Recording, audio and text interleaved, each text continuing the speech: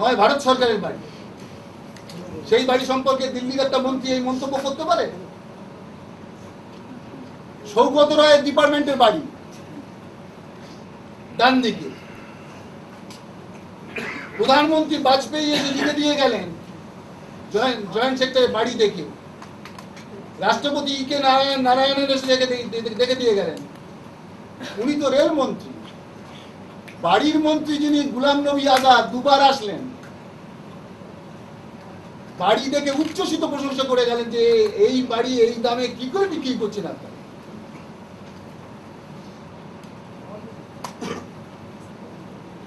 আর উনি যে বিজয়া সম্মেলনী ডেকেছিলেন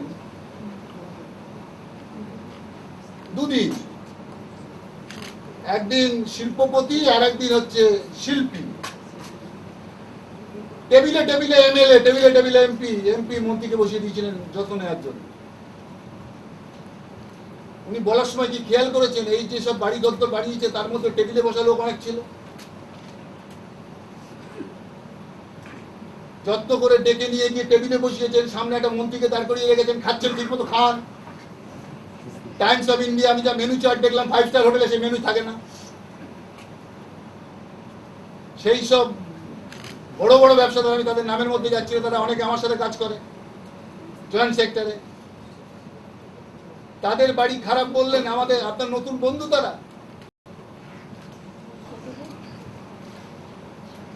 অনেকে তো নতুন বন্ধু আপনার, না বুঝে ধুম করে বলে দিলেন তাদের বাড়ি খারাপ। নেক্সট,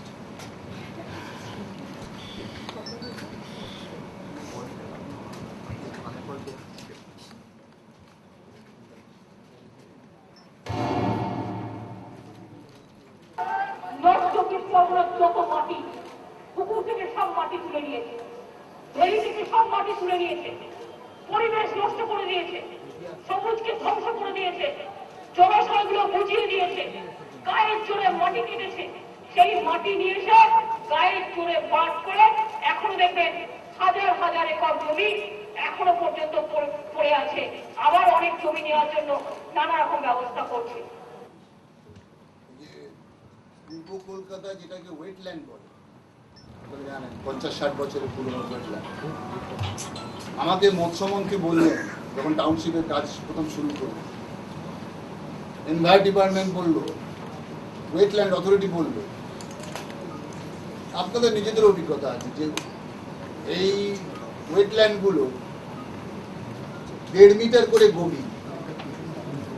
বললো বিগত 30-40 বছর ধরে নোংরা জমে জমে জমে জমে জমে কোথাও 6 ইঞ্চি আছে, কোথাও 8 ইঞ্চি আছে, কোথাও 1 ফুট আছে, এবং এভাবে চলতে থাকলে আগামী 10-20 বছরের মধ্যে ওয়েটল্যান্ডগুলো শক্ত জমি হয়ে যাবে, অনেক জায়গায় মাঠ হয়ে গেছে। আমরা ওয়েটল্যান্ড বাঁচাতে পারবো না, কারণ এই মাটি কেটে কাটতে আমাদের 200-300-400 কোটি টাকা লাগবে। এই মাটি ফেলারও জায়গা নেই, প্রথম কথা টাকা নেই, দ্বিতীয় কথা ফেলার জায়গা নেই। আমাকে লিখিতভাবে প্রস্তাব দিলেন, 2টো প্রস্তাব। আপনি এই মাটিটা একটু কেটে নিন, আপনার মাটি লাগবে। 2 নম্বর হচ্ছে আপনার যে সিওয়ারেজ হবে নিউ টাউনে, সেই সিওয়ারেজটা আমাদের একটা চ্যানেলের সাথে ফেলে দিন। যেমন আমরা কলকাতা থেকে সিওয়ারেজটা দক্ষিণ দিকের পন্ডগুলোতে ফেলতে পারি, উত্তর দিকের পন্ডগুলোতে আমরা যাতে ফেলতে পারি। আপনার সিওয়ারেজটা এটা, এখানে এসকে রায় বসে আছেন আমার চিফ প্ল্যানার, মাসের পর মাস মিটিং করলেন ওয়েটল্যান্ড অথরিটির সাথে, ফিশারিজ ডিপার্টমেন্টের সাথে, চ্যানেল ধরে ধরে ধরে ধরে স্যাটেলাইট ম্যাপ দিয়ে আমরা মাটি কেটে দিলাম। 265 কোটি টাকার মাটি কেটে দিলাম। 2,15,00,000 কিউবিক মিটার মাটি কাটলাম। 2,15,00,000 কিউবিক মিটার মাটি কতটা বোঝার জন্য বলছি, 1,02,00,000 কিউবিক মিটার মাটি লেগেছে সল্টলেক সোজা করার জন্য। সল্টলেক বানানোর জন্য মাটি ভরতে হয়েছে, স্ল্যাজ আনতে হয়েছে পাম্প করে গঙ্গা থেকে 1,02,00,000 কিউবিক মিটার। 2,15,00,000 কিউবিক মিটার মাটি আমরা শুধু ওয়েটল্যান্ডের থেকে মেজারমেন্ট করে কেটে সেটা নিয়ে এসেছি। ফিশারিজ ডিপার্টমেন্টের থেকে আমি চিঠি নিয়েছি, নলবনেতে আমাদের কাটার পরে তাদের ফিশ প্রোডাকশন বেড়ে গেছে। মজুররা বলছে আমরা মজুরি এখন বেশি পাচ্ছি, কারণ মাছ আগে কম হতো, এখন কেটে দেওয়ার জন্য ফিশারি এই সমস্ত ফিশারিগুলো আরো 50 বছর লাইফ পেল। অন্যায় করলাম? This is complementary and supplementary to each other. কি বুঝলো, কে বোঝালো ভেড়ি কাটা অন্যায়? তার জন্য বেঁচে আছে ভেড়িগুলো এখন। ওখানে তৃণমূলের লোক শ্রমিকের মজুরি কাটে, সেই মজুরি সে বাড়াতে পারছে কারণ ফিশ প্রোডাকশন বেড়ে গেছে। নেক্সট।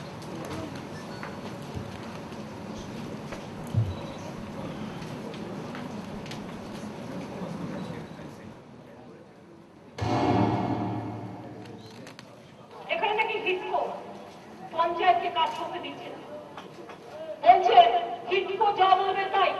কেন, তুমি কে ভাই? নিজের নামে জমি নেবে, নিজের নামে বাড়ি করবে, আর হিটকো ওদের থেকে একটা হিটকো একটা তৈরি হয়েছে। পঞ্চায়েতকে বলছে কোনো কাজ করতে দেবো না, পঞ্চায়েতের সব কাজ বন্ধ করে দিয়েছে। পঞ্চায়েতের পারমিশন ছাড়া যদি তুমি এখানে মনে করো যা ইচ্ছে করবে, আমি আমার রাজারহাট ইউনিট, সল্টলেক ইউনিটকে বলবো হিটকোকে ঘেরাও করে রেখে দিতে।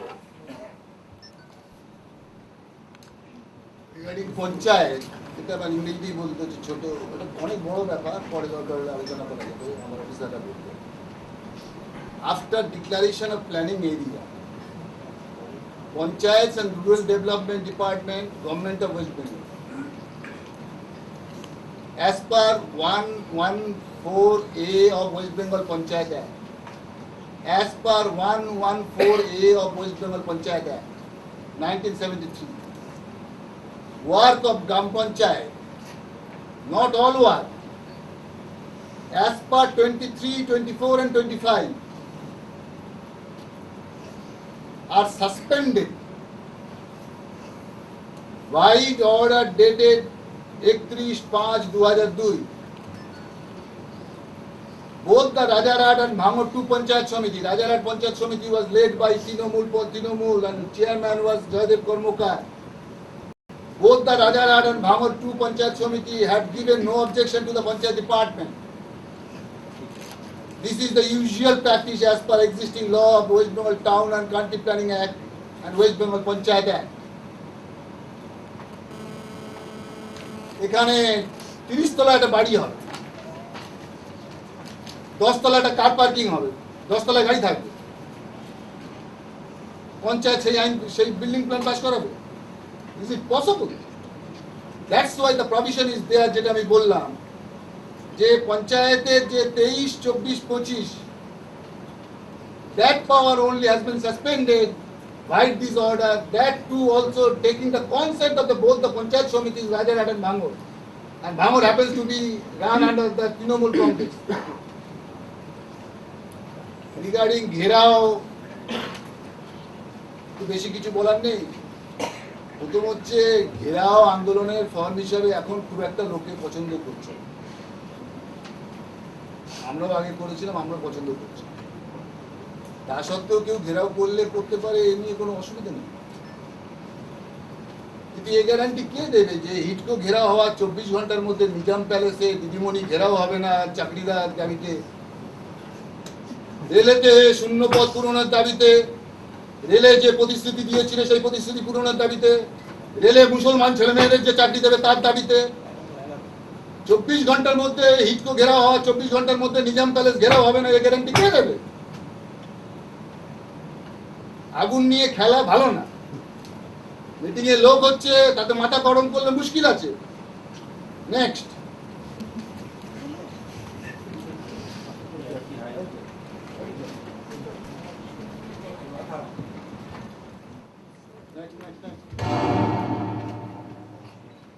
জমি নিয়ে ফাটকাবাজির জন্য এই বামফ্রন্ট সরকারকে কোমরে দড়ি বেঁধে রাস্তায় ঘোরানো কেন উচিত নয় মানুষের সামনে?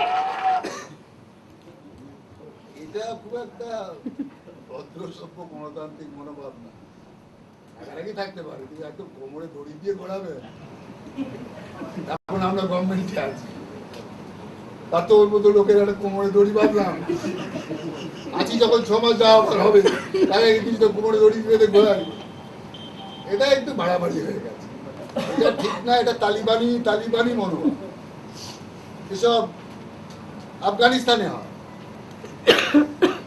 আর নর্থ ওয়েস্ট ফ্রন্টিয়ারে হয়, খাইবার পাশে, যেখান থেকে বাবর ঢুকেছিল। সেখানে এসব হয়, দড়ি বাঁধে, ইট ছুঁড়ে মারে, স্টোন থ্রোয়িং করে মেরে ফেলে দিল। এই রবীন্দ্রনাথের, নজরুলের, বিবেকানন্দের পশ্চিমবাংলা, তারপরে উনি একজন মাতৃকুলের প্রতিনিধি মমতা ব্যানার্জি, উনি একদম দড়ি বেঁধে ঘোরাবেন আমাদের। আর সরকারে আসার আগেই যদি এত হিংস্র হয়, সরকারে এলে তো দড়ি বাঁধবে না কি করে তো বোঝা মুশকিল। এখনই বলছে দড়ি বাঁধবে। কি গ্যারান্টি দিয়েছে মমতা ব্যানার্জি কিছু সরকারে আসবেই? তুই একটা কাগজ বলছে ঠিকই, কাগজ তো কতই বলে। সরকারে তো কমবার মমতা ব্যানার্জি আসলো না। এবারে বলছে চান্স খুব ভালো। চান্স ভালো আর সরকারে যাওয়া দুটোর মধ্যে তো একটু পার্থক্য আছে। সত্যি সত্যি যদি সরকারটা না যায়, যেতে পারলো না, মিস হয়ে গেল, তো গলা মাজার দড়ি গলায় যাবে।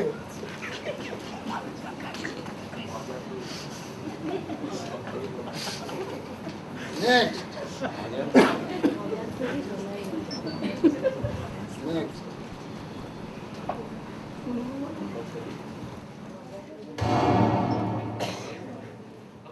আমি এখনো মনে করি যে জমি এখনো পড়ে আছে, সরকার যদি লজ্জা থাকে যে জমি গুন্ডাদের দিয়ে ভরাট করে নিজেরা একা করে খাচ্ছ, যে চাষিদের জমি নিয়েছ, 10% জমি ডেভেলপমেন্ট জমি চাষিদের ফেরত দাও।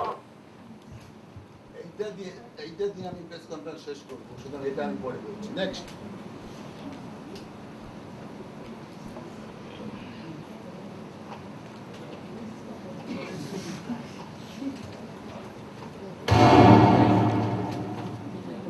রাজারহাট কিন্তু ছাড়া হবে না। যদি কেউ ভেবে থাকে পগারপাড়, নানুরও যেমন ছাড়া হয়নি, সিঙ্গুরও ছাড়া হয়নি, নন্দীগ্রামও ছাড়া হয়নি, রিজাউলও ছাড়া হয়নি, রাজারহাট তো আজকে ধরেছি, শেষ থেকে ছাড়বো। উনি এমনিতে শেষ অনেক কিছুই করেছেন। সিঙ্গুর উনি শেষ করেছেন, নন্দীগ্রাম উনি শেষ করেছেন, বাইপাসের বিকল্প রাস্তা আমরা করতে চেয়েছিলাম, হয়েছে এতদিনে শেষ করেছেন। যশোর রোড চওড়া করার কথা আমাদের এতদিনে বাংলাদেশ বলছে, আর একটা দেশ, 7,000 কোটি টাকার ব্যবসা হয় আমাদের, সেটা উনি শেষ করেছেন। ইস্ট ওয়েস্ট মেট্রোর কাজ এখন আটকাচ্ছেন, শিয়ালদায় ঢুকতে দিচ্ছেন না, হাওড়ায় ঢুকতে দিচ্ছেন না। ইস্ট ওয়েস্ট মেট্রো এত তাড়াতাড়ি কাজ করে মুখ থুবড়ে পড়েছে, সেটাকে শেষ করছেন। এ রাজ্যে ডায়মন্ড হারবার নদীর উপরে সেতু হবে, কলকাতা থেকে হলদিয়া চলে যাবে 1 ঘন্টায়, এত ঘুরে আসতে হবে না, সেটা উনি বন্ধ করেছেন, শেষ করেছেন। এ রাজ্যে ধ্বংসের একটা প্রতীক হয়েছেন উনি, শ্রীমতী মমতা ব্যানার্জি, দুঃখের সাথে হলেও বলতে হচ্ছে ধ্বংসের একটা প্রতীক হয়েছে।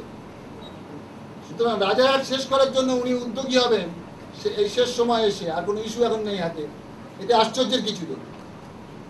কিন্তু আমি শুধু বলতে চাইছি শ্রীমতী বন্দ্যোপাধ্যায়কে, একবার ভেবে দেখবেন যে রাজারহাট শেষ করতে এসে এটা আপনার ওয়াটারলু না হয়। This is Rajarhat, this is no Singur, this is no Nandigram. এইটা শেষ করতে আসলে পরে অনেক কিছুই শেষ হবে, এছাড়া আমি কিছু বলতে চাইছি না। নেক্সট।